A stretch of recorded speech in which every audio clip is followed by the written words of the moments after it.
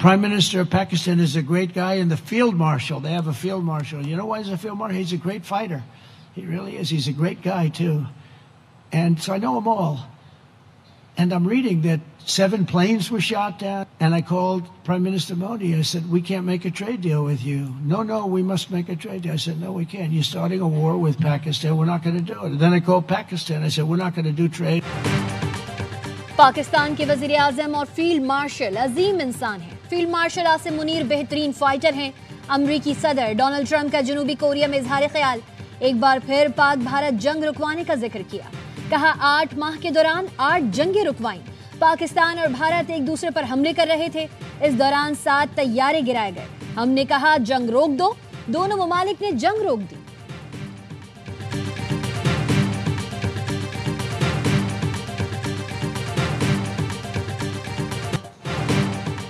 پاکستان اور افغان طالبان کے درمیان استنبول میں مذاکرات ناکام ہو گئے۔ وفاقی وزیر اطلاعات عطا اللہ تارڑ کہتے ہیں دوحہ اور استنبول میں مذاکرات کا واحد ایجنڈا افغانستان سے دہشت گردی روکنا تھا۔ قطر اور ترکی کی درخواست پر پاکستان نے امن کے لیے ایک اور موقع دیا، افغان طالبان سے دوحہ معاہدے پر عمل درآمد کا مطالبہ کیا، دہشت گردوں کے خلاف ٹھوس اور ناقابل تردید شواہد پیش کیے۔ افغان طالبان نے الزام تراشی، ٹال مٹول اور ہیلے بہانوں کا سہارا لیا۔ وزیر اطلاعات نے 2 ٹوک بتا دیا، حکومت پاکستان دہشت گردوں کے خلاف تمام وسائل بروئے کار لائے گی، دہشت گردوں، ان کے ٹھکانوں اور سہولت کاروں کو نیست و نابود کیا جائے گا۔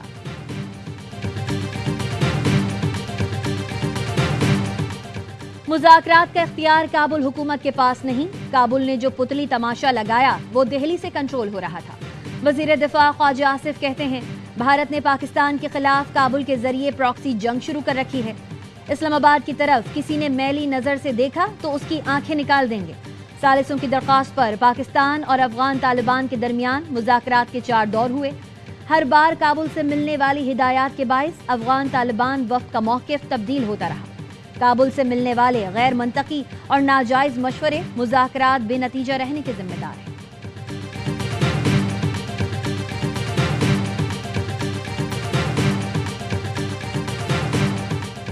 پاکستان نے میکرو سطح کا استحکام حاصل کر لیا، یہ کافی نہیں، ابھی سامنے چیلنجز بہت ہیں۔ وزیر اعظم شہباز شریف کا ریاض میں فیوچر انویسٹمنٹ کانفرنس میں اظہار خیال، کہا کرپشن کے خلاف پوری قوت سے کارروائیاں کر رہے ہیں، ہم نے ماضی میں غلطیاں کی اور ان سے سیکھا، غلطیوں کو ٹھیک کرتے ہوئے ٹیکس کلیکشن کے ادارے FBR کو ڈیجیٹلائز کر دیا، اپنے پیروں پر کھڑا ہونے کی بھرپور کوشش کر رہے ہیں۔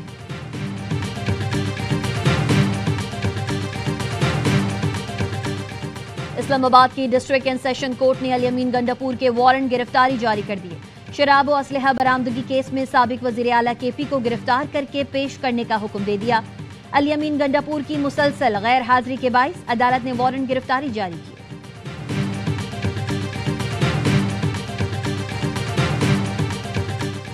لاہور سمیت پنجاب کے مختلف شہر آج بھی فضائی آلودگی کی لپیٹ میں، لاہور ایک بار پھر دنیا کے آلودہ شہروں میں سر فہرست، قصور کی فضا بھی انتہائی آلودہ، جہاں ایئر کوالٹی انڈیکس 750 تک پہنچ گیا۔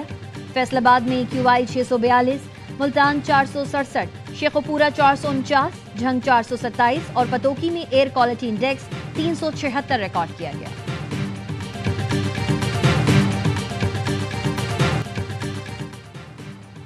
گورنر سندھ کامران خان تیسوری نے کاشتکاروں سے متعلق آرڈیننس پر دستخط کر دیے، کہا آرڈیننس کی منظوری سے صوبے کے کاشتکاروں کو ٹیکس کی مد میں نمایاں ریلیف ملے گا۔ آرڈیننس کے تحت زرعی ٹیکس جمع کرانے کی آخری تاریخ 15 نومبر مقرر کی گئی۔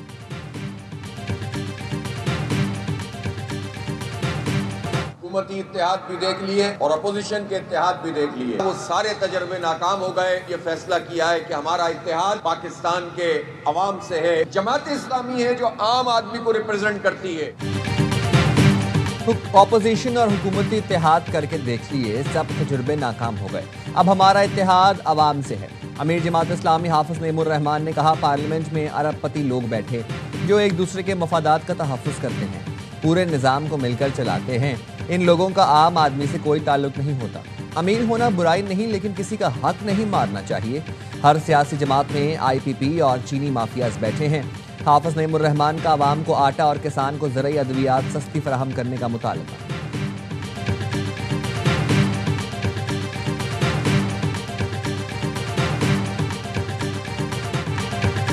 फ्यूचर इन्वेस्टमेंट कॉन्फ्रेंस के दौरान फुटबॉल पर सेशन, वजीर आजम शहबाज शरीफ, फीफा के सदर गियानी और दीगर की शिरकत। शुरका ने एक दूसरे की जानिब फुटबॉल भी उछाली। शहबाज शरीफ के दिलचस्प अंदाज पर खूब तालियां बजाई गईं। सदर फीफा का शहबाज शरीफ को खराज तहसीन, कहा जो आप अपने मुल्क के लिए कर रहे हैं वो शानदार है। फुटबॉल सिर्फ खेल नहीं, एक जादू है जो अवाम और अक़वाम को जोड़ता है।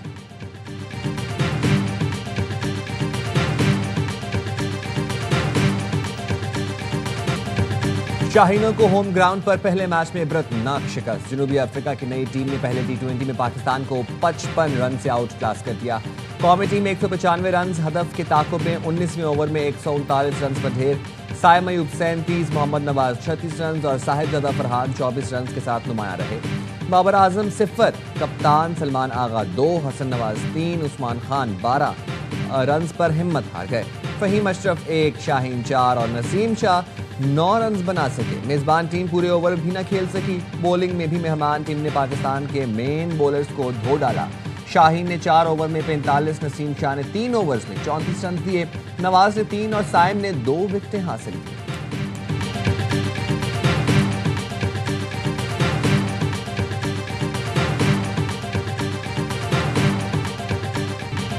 कप्तान, कोच, सिलेक्शन कमेटी और चेयरमैन सब शिकस्त के जिम्मेदार हैं।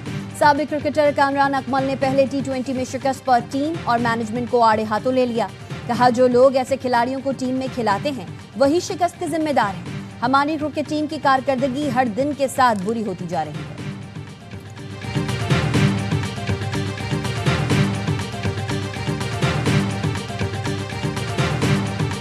मोहम्मद रिजवान का सेंट्रल कॉन्ट्रैक्ट पर दस्तखत से इनकार। जराये के मुताबिक रिजवान ने मुतालबा किया T20 से ड्रॉप करने की वजह बताई जाए।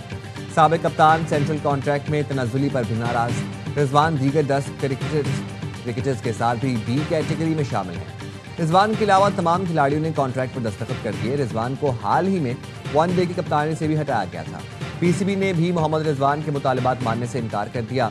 रिजवान के मुतालबात इस वक्त मंजूर किए जाने का कोई इम्कान नहीं।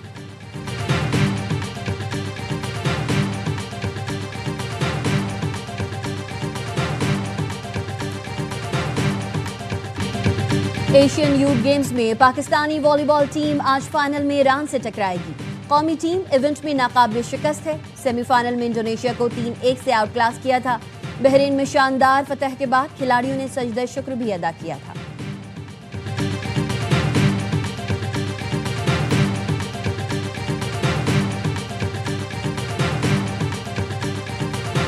हैदराबाद में डेंगू से बेटे की मौत पर वालिद ने सिविल अस्पताल के अमले के खिलाफ मुकदमा दर्ज करा दिया। पुलिस का कहना है मुकदमे के इंदराज का हुक्म फर्स्ट एडिशनल सेशन जज ने दिया था। MS सिविल अस्पताल समेत दीगर अमले के खिलाफ मुकदमे में कत्ल की दफात भी शामिल। मुद्दई आमिर जरदारी का कहना है बर वक्त इलाज की सहूलत फराहम न करने से बेटे की मौत हुई। हसनैन का इंतकाल 22 अक्टूबर को हुआ था।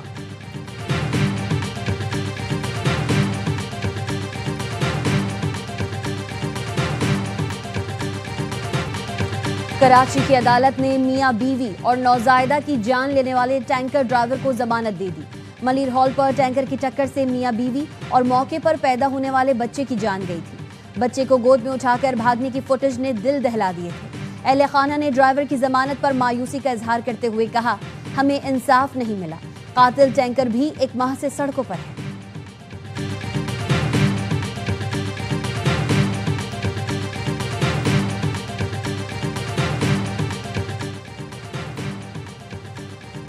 बाग आज़ाद कश्मीर में ढाली नाले से मिलने वाली लाश की शिनाख्त हो गई। पुलिस के मुताबिक मतूफी को बीवी और रिश्तेदारों ने कपड़ों सामान की मदद से शिनाख्त किया। शहरी 4 माह से लापता था। बीवी और ससुर को हिरासत में ले लिया। वरसा के मुताबिक शहरी बहरीन के सरकारी इदारे में मुलाजमत करता था। वरसा ने गुमशुदगी की रिपोर्ट में बीवी और ससुर की मशकूक सरगर्मियों से आगाह किया था।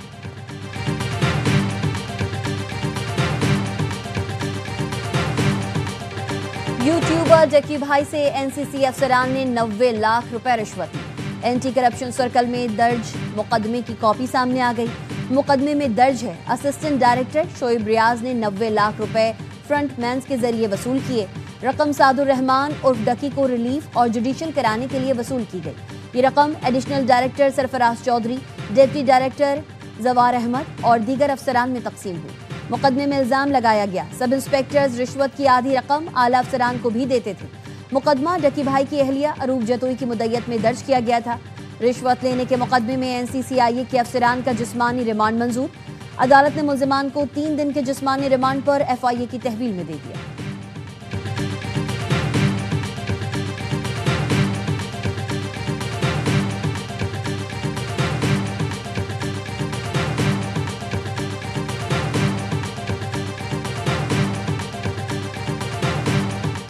NCCIA افسران پر کرپشن الزامات کے بعد ادارے میں بڑی تبدیلی۔ ڈائریکٹر جنرل NCCIA وقار الدین سید کا تبادلہ، سید خرم علی نئے DG تعینات کر دیے گئے۔ وقار الدین سید کو اسٹیبلشمنٹ ڈویژن رپورٹ کرنے کی ہدایت۔ خرم علی پنجاب حکومت کے زیر نگرانی کام کر رہے تھے۔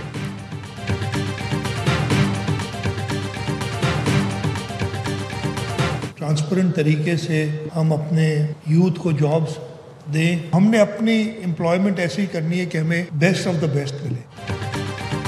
سندھ میں جاب پورٹل کا افتتاح کر دیا گیا۔ تقریب سے خطاب میں وزیر اعلیٰ سندھ مراد علی شاہ کا کہنا تھا جاب پورٹل پر روزگار کے لیے آن لائن اپلائی کیا جا سکتا ہے۔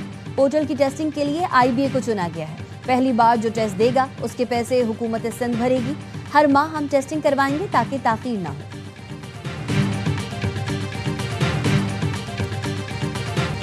اور حضرت شاہ رکن عالم کے عرس کی 3 روزہ تقریبات کا آغاز۔ سجادہ نشین شاہ محمود قریشی کے بھائی مرید حسین قریشی اور زین قریشی نے مزار کو غسل دیا۔ شاہ رکن عالم کانفرنس میں علماء کرام کی شرکت، سیکیورٹی کے سخت انتظامات کیے گئے۔